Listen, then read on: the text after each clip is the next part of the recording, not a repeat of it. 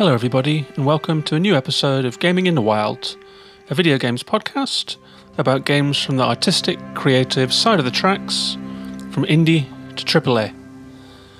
My name's John, I'm your host, and right now in Reykjavik it's a dark, stormy Sunday night, but it's the first episode of the new year. It's been a while since I picked up the mic. We had all of those Games of the Year episode to tide us over the back end of 2021.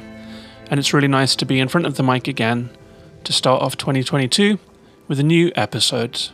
And the featured game of this episode will be a really nice, pleasant, quite surprising Game Pass title called The Gunk, made by the creators of the SteamWorld universe. I had a really nice time with that over the Christmas holiday, so I'll be talking about that game in this episode's featured review spot. And I thought I would start off this new year, new episode, just with a little catch-up really. I've played a lot of games over the holiday. I went back to the UK for a little family visit, but for a lot of the time I was here in Iceland. Quarantine is in effect. It's not a heavy one, but it's a quarantine nonetheless.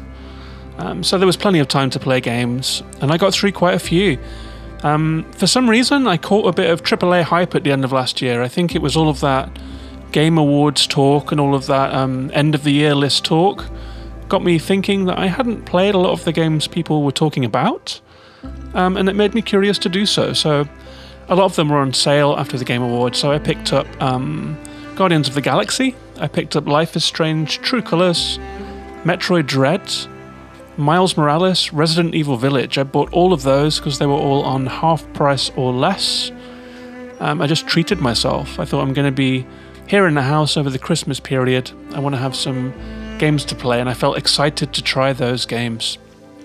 The main one that I played over the holidays was Miles Morales, the Spider-Man sequel, because it's actually set at Christmas.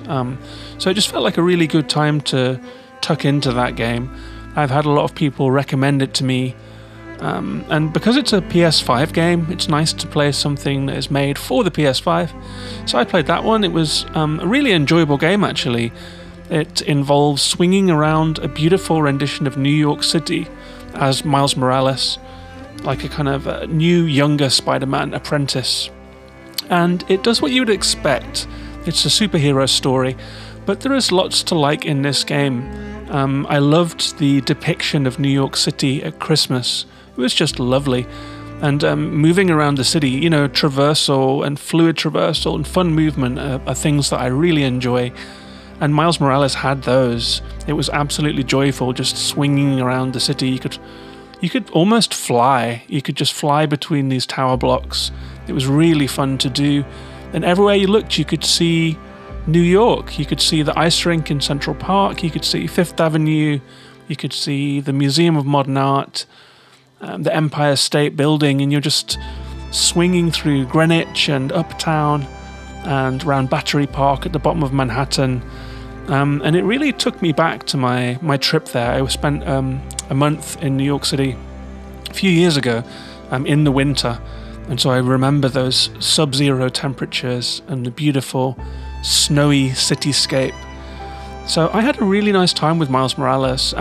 It was so much fun that I ended up clearing the entire map of Manhattan, of every little quest and side quest that you can do, and I really enjoyed it. It was the perfect game for the holidays, it really was. And Resident Evil Village made a nice counterpart to that. After I finished Miles, I went back into Resident Evil Village. I'm still on the very last part of that game, but as you might have heard on those Games of the Year episodes, it entered into my top 10. It was a real good surprise, that game. But as I moved on from those ones into the new year, I'm replaying Pyre, which you might remember from a previous episode. It's kind of the black sheep of the Supergiant Games family. They've only made 4 games, and they've all been hits, but Pyre seems to be the one that is a little forgotten. I think some people, like game collectors, haven't played it because it never got a physical release. So it's a digital-only game. It's also only on PC and PlayStation. It's not on Xbox, and it's not on Switch. Very strange, really, considering that Supergiant launched Hades on Switch and that Bastion and Transistor really found their home on Switch to some degree, I would expect a remaster of Pyre at some point to get that beautiful hand-drawn artwork in 4K and to get it onto some new systems. It's a very eccentric game, kind of a wizard sports ball game with a visual novel story that's really sprawls, and you move through hand-drawn neon maps and meet very strange people who join your party until you have a massive party of people. It's a very interesting story about people that have been cast down from the Commonwealth, kind of a high fantasy story, and they're now living in the downside, like a kind of a magical wasteland that exists beneath the Commonwealth. That's a really good game, and I'm having such a good time with it. Every time I play Pyre, I play with a big smile on my face. It's an absolutely beautiful game. I also picked up a couple of indies in the Switch sale. I got Lilies. It's a very beautiful looking Metroidvania. I would say a post-Hollow Knight Metroidvania. It's got some Soulsy aspects to it. There is a strong emphasis on learning the patterns of your enemies, on learning where the enemies are going to come from, on dodging and parrying and then striking back.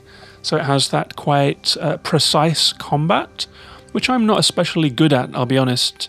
But I've played 4 or 5 hours of End Lilies. I found it to be quite difficult, but I've got past 4 different bosses now. I believe there are 10 in total. But I'm really enjoying it. It's got a beautiful art style. It's really dark and desaturated, hand-drawn, side-on, gloomy fantasy world in which you play as a young girl who just glows white.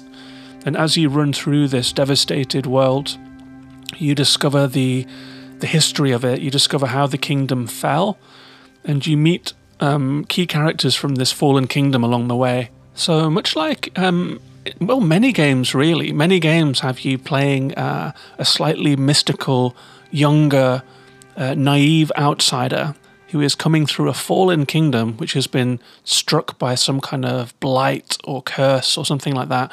It's such a huge trend in game storytelling. You know, from Horizon Zero Dawn through to Kena Bridge of Spirits through to Hollow Knight, to be honest. And half the games that I play seem to have this storyline of you being a stranger who has to get to the bottom of a fallen kingdom somehow. And this game has that kind of story, but it's quite arresting. It has a fairy tale quality to it, but it's also very gothic and dark, which is an aesthetic that I do enjoy. And it is something that Hollow Knight did very well. This game is clearly indebted to Hollow Knight in the gameplay, in the style of the map, although the map is, I would say, slightly improved, in the combat and the exploration and the visual style and mood. It owes an awful lot to Hollow Knight, but it is its own game. And I think that fans of Hollow Knight who are waiting for Silksong could do a lot worse than to try out Ender Lilies. The other game I've been playing in my rotation at the moment is a game that I've had my eye on for quite a while called Heaven's Vault. This is a visual novel made by Inkle, who made Overboard, a game that I reviewed last year. Heaven's Vault is an interesting hand-drawn visual novel that has a few different styles to it. So there are parts where you are traversing these rivers that connect the moons of a nebula, and you have to sail your ship around by using the trigger buttons on the controller. Then there are times when you land on these moons. One of them is your university planet. You are a young woman who is studying to become an archaeologist. And so you go around the moons, you have to search environments, you find artifacts, and they have etchings and runes on them. And a big part of the game is trying to decode these runes through quite an interesting style where you look at these symbols that look a little like Sanskrit or something like that, and you have to assign words to them speculatively that are then proven to be correct or incorrect as you find more runes. So it's actually a very interesting game. It's interesting in that it covers archaeology and language in a very authentic feeling way. Like, for example, if you find a statue that is by a well, and then there is a statue of a goddess overlooking the place that you found this inscription, you can infer from that that the inscription might be to do with water and it might be to do with the goddess. And apparently this is a methodology that is used in archaeology to decipher words that have been left in significant locations through using the context of that location. And you'll get a lot of words wrong when you first try to decode them, but then you get a question mark next to them. And then as you find further clues, you'll learn more words. And as you learn more words, they can plug into all of the etchings that you've found, which are stored in your inventory. And so you really do feel like you're cracking the puzzle of a forgotten language. And by doing so, you are learning the history of the kingdom that came before, the era that you live in now. And so this is a very interesting game. It's quite slow and the controls aren't great, but the story is just fascinating. And the themes of this game and the archaeology and the linguistics are fascinating. So I feel sure that I will talk about Ender Lilies and Heaven's Vault in future episodes. So I'll leave them there for now, but that's what I've been playing since Christmas and the New Year. But before we move on to that review of the Gunk, I will briefly mention that this show is patron supported. I have a lovely little community of patrons who chip in to help me run the podcast every month. We had 2 new patrons at the start of this year, which was a really nice way to start the year. So thank you very much to Costas and Christian for signing up on the Patreon. Patreon members get the occasional extra episode. They get weekly sale recommendations from me on PlayStation and Switch and sometimes Steam. They get an invite to the Discord community. This is a really nice little corner of the internet where we just hang out and talk every day about games, tell people what we're playing, share things that people have made. We post in there, people suggest games for the podcast. There's lots of good games chat going on in there.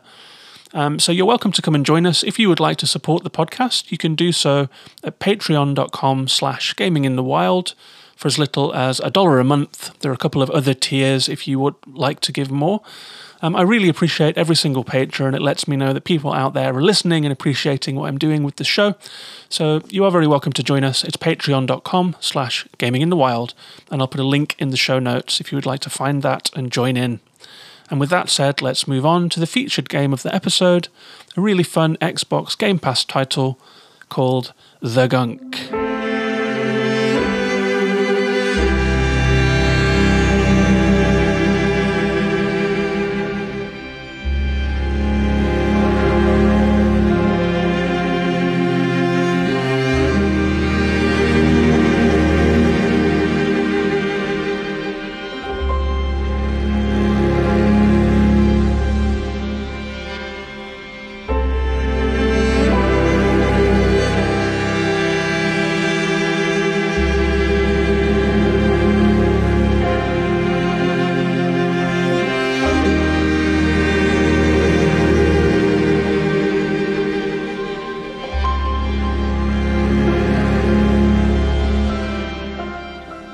This happens every so often when I'm doing a podcast and I'm editing in music to give some atmosphere, music from the games I'm talking about.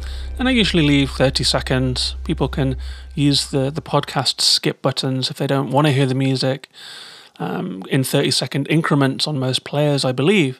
But occasionally there is a piece of music and I'm just listening to it as I am recording and as I'm editing. And I find it so striking that I just can't stop it and fade in my voice. It's too beautiful. And one of the best aspects of the Gunk is this amazing orchestral soundtrack made by an artist called Rat Vader. And this soundtrack elevated this game. It really did. If you listen to the show often, you'll know that I have a soft spot for chamber music. I have a soft spot for string composition, and especially for deep instruments like the contrabass and the cello. And as I was playing the Gunk, there was just a non-stop succession of beautiful pieces like the one that we just heard and the one that played at the beginning of this podcast that just really pulled me into the game. There was a lot to like about this game. It's quite a simple game, but the music was really the cherry on the cake. And music makes a huge difference in games to me. I listen to a lot of music in life generally, and I do love music. And so when I can have the kind of the multimedia experience of playing a video game that has beautiful visuals, that has satisfying interaction, that has a story you can engage with, and also has great sound and music to it too, It's really one of the most satisfying sensory experiences that I can think of, is to play video games. It's just the most intrinsically multidisciplinary format. And the Gunk was one of those games where everything really came together. But I'm getting a little ahead of myself. Let's talk about the basics of this game. So this game came out in 2021, right at the tail end of the year. It was developed by Image and Form and published by Thunderful. The people behind this game have previously been responsible for creating the SteamWorld universe, which I know a lot of people like. I've played a little bit of SteamWorld, but I didn't really get into it. I didn't know that it was the SteamWorld developers until after I had played it, but from what I understand, this is their first foray into 3D games, because all of the SteamWorld games are 2D and largely pixel art. So it's their first step into this world, a little like Housemarque going from the games that they've made previously to Returnal. This is Image and Form's step forward. It's out on Game Pass. It's also available on PC. How Long to Beat has the game at 5.5 hours. It took me 6 hours. I took my time, and I had an 85% achievements. Metacritic currently has the game at 71%, which seems fine, maybe a little low from what I would give the game. And the developers describe it like this. They say the Gunk stars a pair of gritty space haulers struggling to make a buck as they chance upon an untouched planet brimming with life. They came in search of valuable resources, and it looks like they've hit the jackpot. But as they uncover the dormant secrets of a shattered civilization, they must battle the curse of a toxic gunk parasite. Uncover the mystery, cleanse the gunk, save the planet. And the way I describe this game is that the Gunk is a fun and wholesome sci-fi adventure that hails back to the heyday of 3D platformers, with a fun Luigi's Mansion-style vacuum mechanic, good voice acting, a superb orchestral soundtrack. It's an enjoyable Game Pass indie that doesn't outstay its welcome. So I had a really nice time with this one. It was one of those games that just creeps up on Game Pass. Maybe you haven't heard of it before. I certainly hadn't. And all of a sudden, there it is. So you just download it and give it a try. And there's like a 50-50 ratio with me. Maybe I'll play half an hour and just uninstall the game because it's not catching me. But very occasionally, I'll just get completely stuck into whatever I'm trying, and it will become my main game until I finished it. Game Pass is a great service, I think, for bite-sized indies, because much like Netflix is a great service for episodic TV shows, you know, and it might not be the finest films in all of humanity, but it's just a very good quality selection of bite-sized entertainment. I think Game Pass is a great way to deliver those experiences. And so I think the Gunk is a very good Game Pass game. And in this game, you play a space scavenger called Rani. She's one half of a duo.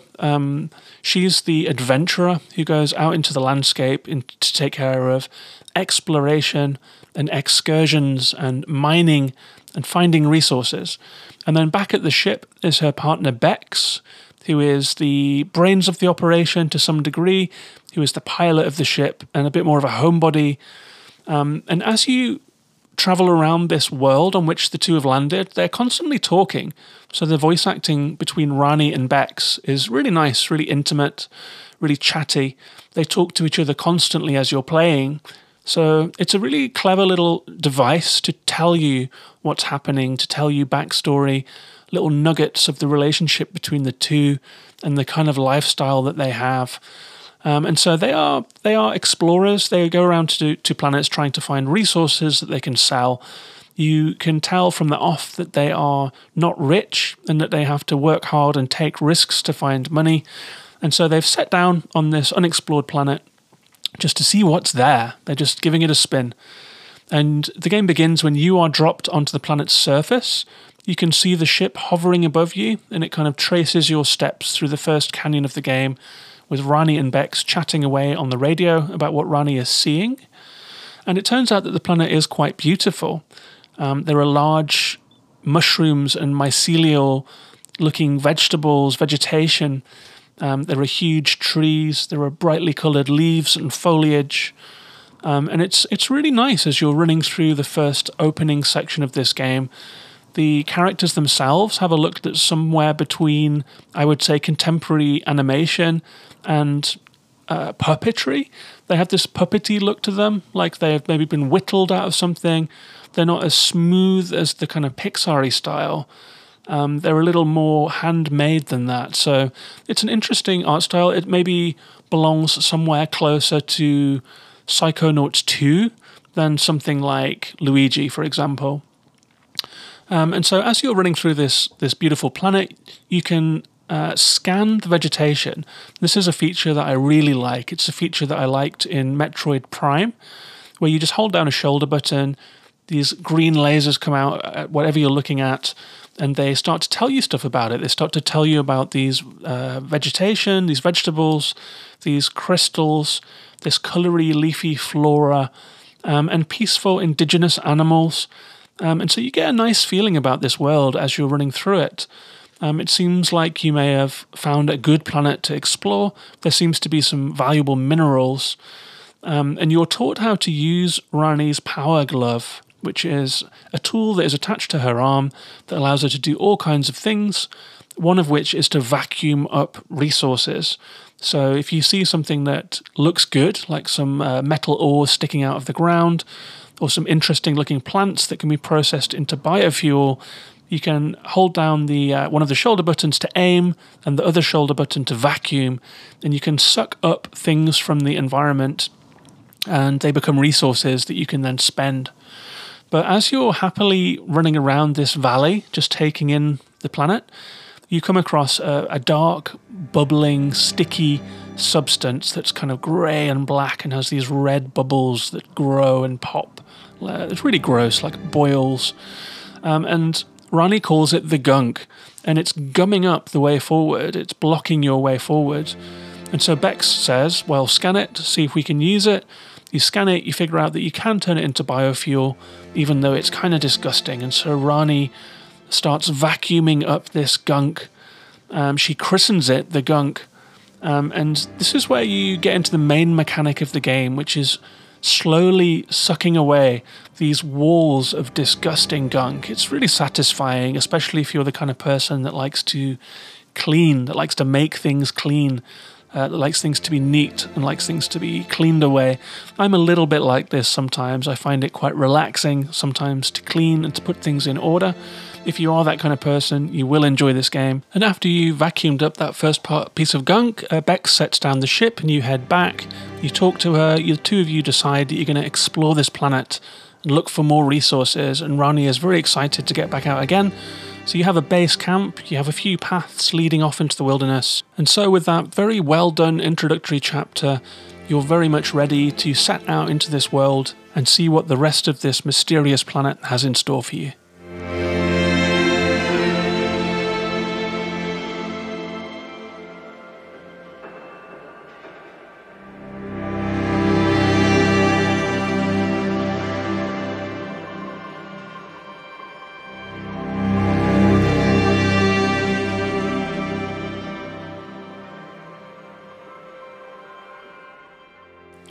And the moment-to-moment gameplay in the Gunk is really quite satisfying. It's quite linear, and you will set out from camp down a pathway. You will soon find some obstacles. The obstacles vary from perhaps a plant that has wilted, and you need it to be fresh and verdant so that you can use its leaves as platforms. You have to plant seeds to grow plants that you can use as platforms. You have to use the vacuum glove to clear away patches of gunk, and all the while you're collecting resources. There are resources everywhere. They are tucked away in corners. They are hidden in nooks and crannies, and you use them to upgrade your glove. And so the game incentivizes you to search every corner looking for resources. So I was very happy just exploring the map, doing these gentle puzzles, finding my way forward, discovering new things to scan, discovering new resources to collect, listening to Bex and Rani chatter away. You start to discover that there are some signs of civilization. There are some old stone structures. There is some old alien tech growing out of this alien jungle. And so the story starts to unravel in a really interesting way. As you're exploring, you're discovering more about the planet, you're learning more about Rani and Bex, you are gathering your resources, you're solving puzzles. But as you're travelling forward, the gunk itself gets more intense. The patches of gunk get bigger and more aggressive. It stops being a stationary thing that's on the wall and starts to be clouds that are moving around freely. It starts to spit out little enemies, little globules that will come and attack you, and you have to vacuum those up. And so there is some nice light combat that folds into the flow of the game. The puzzles are simple but enjoyable. I got stuck once in the whole game, in the late game. The rest of them were just very enjoyable, very chill. And all the while this music is playing that we're listening to now. And so I found this to be a very absorbing game. It has a really good, strong vibe to it. And I think that comes from the good writing, the well-paced story, this music, the colourful visuals, really nice voice acting, and just this very enjoyable, cosy, familiar, simple gameplay. As Rani and Bex chat to each other, it's just very conversational and it feels very casual, and you get a nice sense of their friendship. When you get near Gunk, the radio signal cuts out, and whenever you've cleared the Gunk and it cuts back in, Bex is so worried that Rani has got lost or gotten into trouble. So it has this lovely, nice, intimate feel. It's a good method of storytelling, and it's a smart way to add character to the game. The game just had a really, really nice mood, and I was always really happy to jump back in.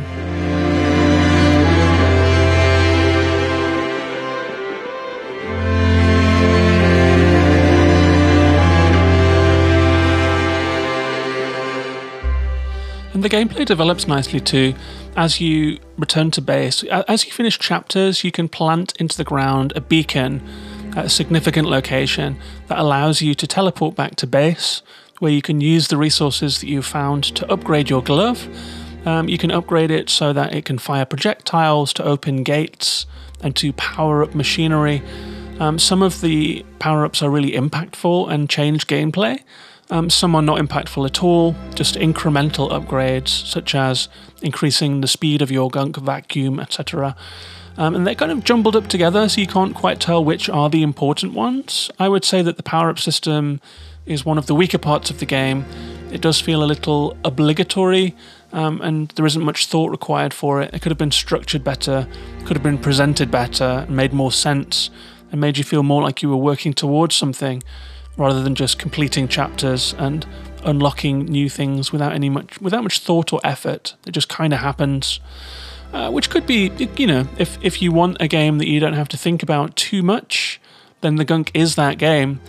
But for me personally, I would have liked the extra layer of enjoyment and engagement that came from planning my resources a little more, and from kind of mindfully collecting things rather than just mindlessly collecting everything. Although, I have to say, like, the Gunk is just a very enjoyable, relaxed experience, so I'm not going to critique it too hard for that.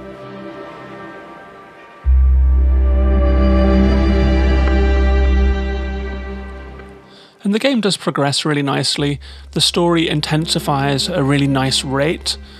You get just enough information to keep you interested, and then there are some big reveals and some big set pieces where you discover environments and sites that you really weren't expecting to find, and the story just ramps up really nicely. I won't spoil it here, I'll leave you to discover it yourself if you decide to play this game, but I can say that despite a little bit, I would say, in the third quarter of the game, there are some parts where perhaps could have been compacted down a little bit and it loses a little bit of steam.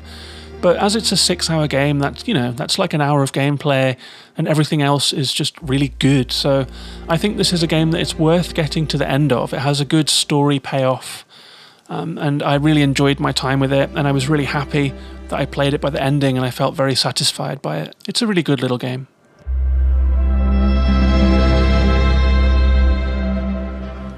So just to run through a few of the highs and lows of the Gunk. In the good column, the graphics are really bright, really fun. The swirling clouds above your head are really nice. The flora and fauna is very attractive. The Gunk looks cool. And I was quite into the slightly strange, stop-motion-y, janky, puppety look to your character's run. I know that some people weren't a big fan of it, but I was. I found the voice acting to be very warm and personable. A lot of voice acting feels a little stiff and a little like someone reading from a sheet. But this felt very conversational. They did a really nice job. It's in the category of games like Lake, I would say, that do a really nice job of creating a cozy, real-life feeling to them. The story was a really good, solid, simple sci-fi story. I liked that it was episodic, so there are distinct chapters. Every time you plant a beacon and head back to base, it's a good opportunity to put your controller down and come back to it later, like you would a Netflix show. The central mechanic of vacuuming up Gunk is really pleasing. I really enjoyed cleaning up this world. I really enjoyed the vacuuming mechanic.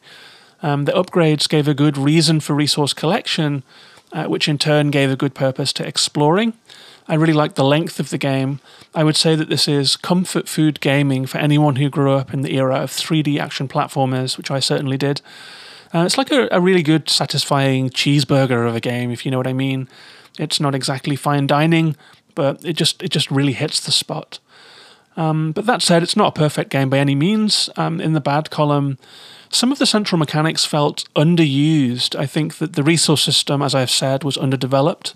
The upgrades tree was underdeveloped. There were spam upgrades. They just didn't seem to do very much.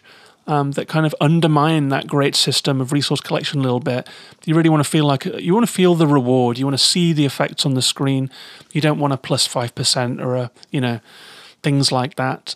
The scanner was underused. I would have liked to scan more of this world. I was really enjoying surveying this alien world. In the mid-story, there is a part where Rani and Beck start arguing with each other that goes on for a while. I felt that this felt forced in order to try and create like a false tension in the story, and I was happy when that was resolved. It was obvious writing, if you know what I mean, and for a game that feels so naturalistic, and you don't feel like you're listening to the words of a game script writer a lot of the time. You feel like you're listening to Rani and Beck's. So when they start behaving in uncharacteristic ways, I raised an eyebrow at that for sure. There were a couple of little mechanical and technical things.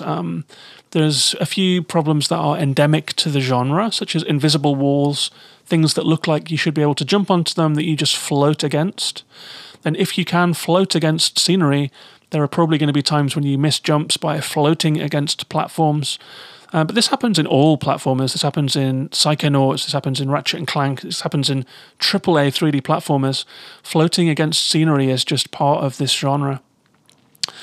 Sometimes when you are vacuuming up a patch of gunk, you clear it away, and when you've cleared away an area, it kind of refreshes the area.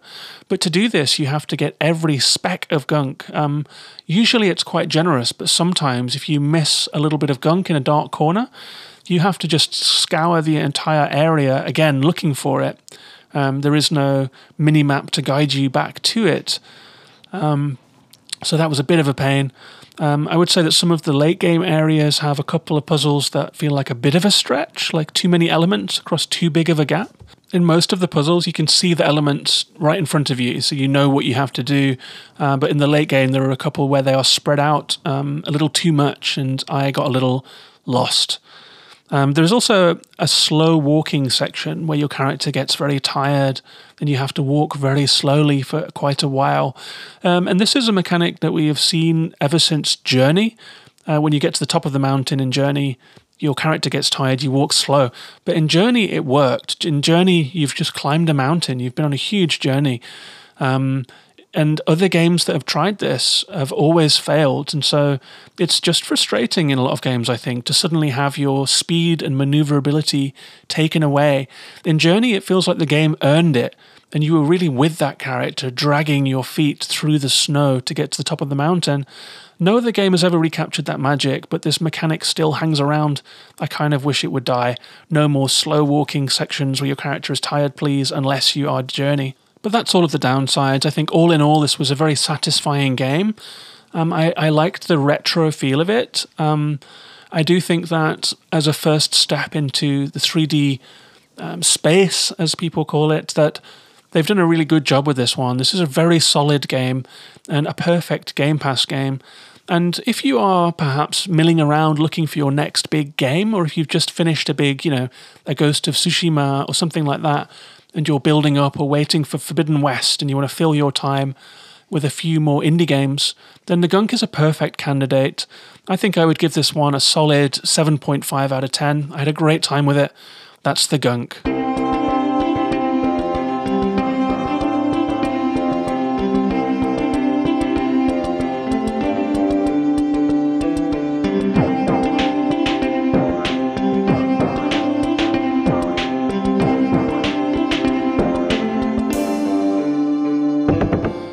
So that's our episode. I hope you enjoyed it. Happy New Year, everyone. We are in 2022. That can only be better than 2021, can't it really? So I hope that you enjoyed that episode. I hope that you liked hearing about the Gunk. If you have Game Pass and you're into that kind of game, I think you'll have fun with it. It's a really enjoyable game. I enjoyed playing it. I hope you enjoyed hearing about it. If you have played the Gunk, I would love to hear your thoughts on it. You can get in touch with me on social media. I'm on Twitter at Gaming in the Wild. I'm also on Instagram, Twitch, and YouTube. I posted up a video of my Games of the Year for 2021.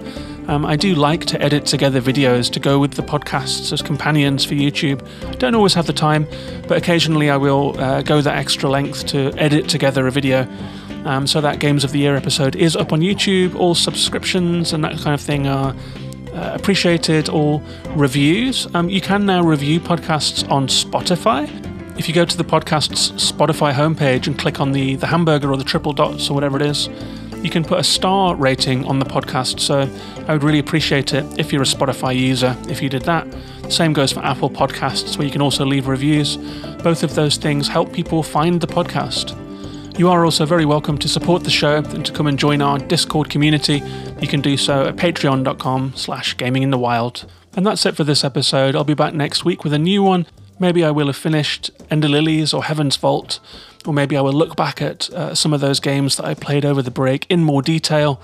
I'm going to try and get back onto a schedule of publishing on Thursdays. I'm running a little bit behind. I'm still running to catch up since the holidays, getting my feet back under the desk at work and that sort of thing. But I'm going to try and get back onto a regular schedule. For now, I think this episode will go out on Sunday. I'll try and get one out within the next 7 days and get back on track. So thanks very much for listening. Take care of yourselves and each other. Bye-bye for now.